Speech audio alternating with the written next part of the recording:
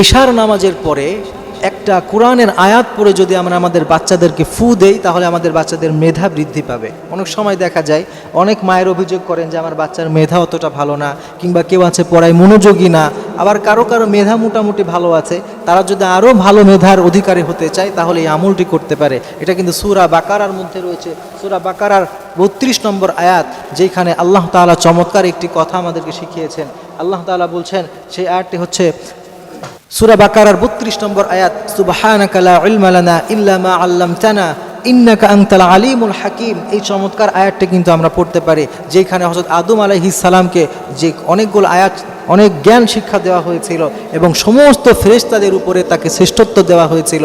এরপরে যখন ফেরেশতারা বুঝতে পারলো যে তারা জ্ঞানে অনেক কমতি রয়েছে আর এই জ্ঞানের কারণে হযরত আদম আলাইহিস সালামের মর্যাদা বৃদ্ধি পেয়েছে, তখন তারা আল্লাহর কাছে এইটা বলে ফরিয়াদ করেছিল যে, হে আল্লাহ, আমরা তো কিছুই জানি না, তুমি যতটুকু শিক্ষা দাও ততটুকু ছাড়া। সুতরাং এই চমৎকার দোয়াটি যদি আমরা রাতের বেলা পড়ে আমাদের বাচ্চাদেরকে ফু দিতে পারি, ইনশাআল্লাহ তার মেধা ভালো হবে।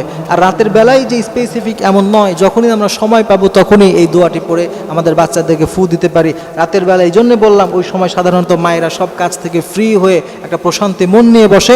এই জন্য ওই সময় যদি সে ইতমিনানের সাথে এই সূরা বাকারার ৩২ নম্বর আয়াতটি পড়ে পড়ে তার বাচ্চাকে ফু দেয়, ইনশাআল্লাহ তাআলা বাচ্চার মেধা বৃদ্ধি পাবে।